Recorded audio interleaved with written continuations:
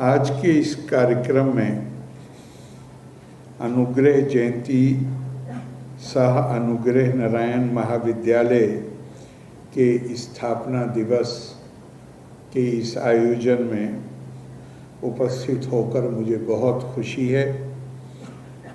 इस अवसर पर सबसे पहले मैं बिहार विभूति स्वर्गीय डॉक्टर अनुग्रह नारायण सिन्हा को नमन करता हूं और उनकी स्मृतियों के प्रति अपनी श्रद्धा सुमन अर्पित करता हूं। ये संयोग है कि अनुग्रह नारायण महाविद्यालय पटना की स्थापना स्वर्गीय अनुग्रह बाबू के जन्मदिन पर ही हुई थी और आज ये महाविद्यालय अपनी स्थापना की 69वां वर्षगांठ मना रहा है। इस अवसर पर मैं समस्त महाविद्यालय परिवार को हार्दिक बधाई और शुभकामनाएं देता हूँ। बिहार की रत्न गर्भा धरती ने अनेक महान विभूतियों को जन्म दिया, जिन पर हमारे पूरे देश को गर्व है। बिहार विभूति श्री अनुग्रह नारायण सिन्हा भी उन्हीं मनीषियों में से एक है, जिनका व्यक्तित्व एक प्रकाश स्तंभ की भांति आने वाली पीढ़ियों का मार्गदर्शन करता रहेगा। अनुग्रह बाबू महान स्वतंत्रता सेनानी, शिक्षक और बिहार के पहले उप मुख्यमंत्री थे। वे आधुनिक बिहार के निर्माताओं में से एक। उनके सद्गुणों, लोकप्रियता और बिहार के नवनिर्माण में अमूल्य योगदान के कारण ही उन्हें बिहार विभूति के रूप में जाना जाता है। भारत के महान सपूत अनुग्रह बाबू विलक्षण प्रतिभा, असाधारण योग्यता, दृढ़ आत्मविश्वास, उत्कट राष्ट्र प्रेम, त्याग, सेवा भावना एवं धैर्य के धनी थे। गंभीरता, कार्य कुशलता, सादगी तथा अपने दायित्व के प्रति सच्ची प्रतिबद्धता उनकी चारित्रिक विशेषता थी। वे अजात शत्रु थे। डॉक्टर अनुग्रह नारायण सिन्हा के विचार और दर्शन पर 3 मनीषियों का गहरा प्रभाव पड़ा। उन्होंने अपने शिक्षक श्री वैद्यनाथ सिंह से सेवा, कर्तव्यपरायणता, निष्काम कर्म, राष्ट्र प्रेम और नैतिक मूल्यों के प्रति अटूट आस्था के गुणों को प्राप्त किया। तो भारत रत्न डॉक्टर राजेंद्र प्रसाद जी की सादगी, धैर्य, मानवीयता, निराश्रित और दीन दुखियों के प्रति करुणा भाव ने उनके ऊपर गहरा प्रभाव छोड़ा। महात्मा गांधी तो उनके आदर्श चरित्र थे और वे जीवन पर्यंत एक उपासक की तरह बापू के विचारों और कामों से प्रेरणा लेते रहे।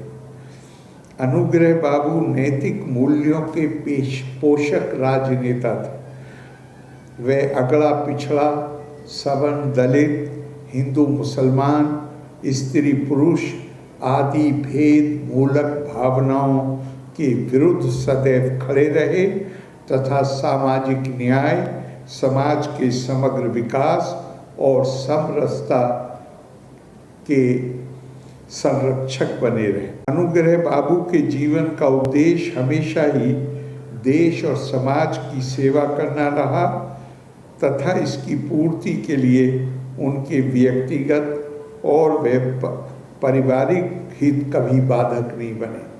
खुद उन्होंने संस्कृत के विद्वानों से बातचीत करते हुए एक संस्कृत के श्लोक का प्रयोग किया। अपनी जो उनके जीवन का आदर्श था या जो वो ध्येय मानते थे अपने जीवन का, उसको उन्होंने संस्कृत के एक श्लोक से अभिव्यक्ति दे, जो मैंने डॉक्यूमेंट्स में देखा है। न त्वहं कामये राज्यम न स्वर्गम न पुनर्भवम कामाय दुक्ताप्ता नाम प्राणी नामाति नाशनम। अर्थात मैं राज्य नहीं चाहता, मैं स्वर्ग नहीं चाहता और ना ही पुनर्जन्म से मुक्ति अर्थात मोक्ष चाहता हूँ। दुखों से पीड़ित प्राणियों के दुखों का नाश कर सकूं, बस मेरी यही एक कामना है। यहाँ बताया गया है कि उन्होंने अपनी शिक्षा पूर्ण करने के बाद टीएमबी कॉलेज भागलपुर में प्राध्यापक के पद पर वो नियुक्त हुए और अपनी विद्वता, बौद्धिक प्रतिभा और परिश्रम के कारण अपने कॉलेज में बहुत ही लोकप्रिय बन गए। थोड़े ही दिन के बाद उन्होंने पटना उच्च न्यायालय में वकालत करना शुरू किया, परंतु वर्ष 1917 में गांधी जी द्वारा शुरू किए गए चंपारण सत्याग्रह में शामिल होने के लिए उन्होंने वकालत छोड़ दी। चंपारण सत्याग्रह के दौरान वे महात्मा गांधी के संपर्क में आए और शीघ्र ही एक तपे तपाए निर्भीक योद्धा के रूप में उनकी छवि बनी, जो जीवन पर्यंत उनके साथ रही। चंपारण की इस घटना ने न केवल अनुग्रह बाबू को राष्ट्रीय मंच पर स्थापित किया, बल्कि इससे भारत को दासता से मुक्ति दिलाने के लिए महात्मा गांधी के सत्याग्रह और अहिंसा के तरीकों को अपनाने के लिए एक तरह से राष्ट्रीय सहमति बन गई। वर्ष 1930 में सविनय अवज्ञा आंदोलन के पीछे की प्रेरक शक्तियों में एक अनुग्रह बाबू भी थे। स्वतंत्रता संग्राम में सक्रिय भागीदारी के कारण वर्ष 1933 से 1934 के बीच उन्हें 15 महीने के लिए जेल भी जाना पड़ा। बिहार में औद्योगिकरण, कृषि का आधुनिकीकरण, सिंचाई एवं बिजली आदि से संबद्ध परियोजनाएं डॉक्टर अनुग्रह नारायण सिन्हा की पहल का नतीजा थी। श्रम कानूनों एवं नीतियों पर उन्होंने अमिट छाप छोड़ी और उन नीतियों ने भारत सरकार की श्रम नीतियों को भी प्रभावित किया। वित्तीय और आर्थिक मामलों में भी लगभग यही बात हुई। अनुग्रह बाबू एक सफल वित्त मंत्री रहे। उन्होंने धन की व्यवस्था कर जन कल्याण, बाढ़ नियंत्रण, शिक्षा के उत्थान, औद्योगिक विकास और अच्छी स्वास्थ्य सेवाओं के लिए अनेक कदम उठाए। संभवतः इसलिए उनके उस वक्त के मुख्यमंत्री श्री बाबू ने कहा, श्री कृष्ण सिंह के बिना तो सूबे का काम चल सकता है, किंतु अनुग्रह बाबू के बिना नहीं चल सकता। वर्ष 1956 में प्रकाशित, ये बहुत मुझे लगता है ये बड़ा इम्पोर्टेंट है। वर्ष 1956 मतलब देश को आज़ाद हुए 9 वर्ष हुए। उस वक्त एक रिपोर्ट के अनुसार बिहार को 4 सर्वोत्तम सुशासित राज्यों में से एक बताया गया था। ये श्री बाबू और श्री अनुग्रह बाबू द्वारा किए गए प्रयासों का प्रतिफल था। अनुग्रह बाबू का बजट समाज के पिछड़े लोगों के उत्थान पर केंद्रित होता था। महात्मा गांधी के अनुसार समाज के अंतिम छोर पर खड़े व्यक्ति की भलाई करना ही स्वतंत्र भारत की सरकार का उद्देश्य था, जिसे अनुग्रह बाबू ने पूरा किया। अनुग्रह बाबू एक कुशल और आदर्श प्रशासक थे। बिहार चंपारण किसान आंदोलन, राष्ट्रीय स्वतंत्रता संग्राम,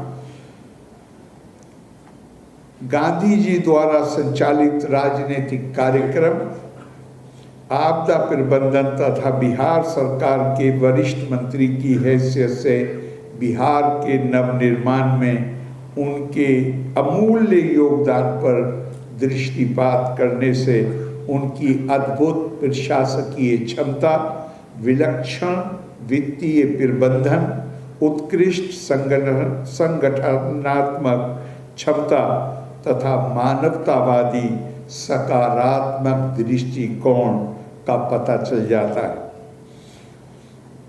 अनुग्रह बाबू के संबंध में लोकनायक जयप्रकाश ने कहा, आधुनिक समय में हमारे अनुग्रह बाबू के जैसे लोग बहुत कम हैं जिनका बिहार ऋणी।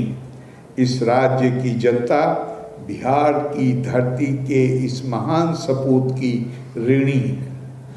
वे वास्तव में एक अनासक्त महापुरुष थे। राज ऋषि के समान ऊपर से समस्त शासन सूत्रों एवं अनगिनत कार्यों का संचालन करते हुए भी भीतर से सभी चीज़ों से असंग थे। और उनके जीवन के बारे में पढ़ते हुए भगवद गीता का एक श्लोक दिमाग में आता है, यथा प्रवृत्तिरा भूतानम येना सर्वम इदम ततम स्वकर्मणा तथा अभ्याचर्या सिद्धिम विन्दति मानवा। जिस परमात्मा से संपूर्ण प्राणियों की उत्पत्ति होती है और जिससे ये संपूर्ण जगत व्याप्त है, उस परमात्मा का अपने कर्म के द्वारा पूजन करके मनुष्य सिद्धि को प्राप्त हो जाता है। उनकी 138वीं जयंती के अवसर पर आज अनुग्रह बाबू की प्रतिमा का अनावरण भी किया गया है, जो हमें उनके असाधारण गुणों का प्रतिपल स्मरण कराता रहेगा। उनके विचार और दर्शन आज भी प्रासंगिक है। मैं इस महाविद्यालय के शिक्षकों और छात्र छात्राओं से आग्रह करता हूँ कि भारत के भावी नागरिकों के चरित्र निर्माण के लिए पुस्तकीय ज्ञान के साथ एक आदर्श चरित्र की भी आवश्यकता है, जो हमें सामयिक प्रेरणा दे सके। आगे बढ़ने के लिए महत्वाकांक्षी होना आवश्यक है। महत्वाकांक्षा कोई बुरी चीज़ नहीं है, लेकिन अगर महत्वाकांक्षा किसी आदर्श चरित्र से प्रेरित नहीं है तो उसे व्यक्ति को निर्मम और अनैतिक बनाने में देर नहीं लगती, क्योंकि ये नैतिकता ही है जो महत्वाकांक्षा को संयमित और मर्यादित रखती। अमर्यादित महत्वाकांक्षा व्यक्ति को समाज के लिए अत्यंत खतरनाक बना देती। मुझे विश्वास है कि आप बिहार विभूति के आदर्श जीवन से प्रेरणा लेकर अपने अंदर भविष्य की जिम्मेदारियों को कामयाबी से निभाने के लिए, अदा करने के लिए क्षमता पैदा करने में सफल होंगे। लोका समस्ता सुखिनो भवन्तु। धन्यवाद। जय हिंद।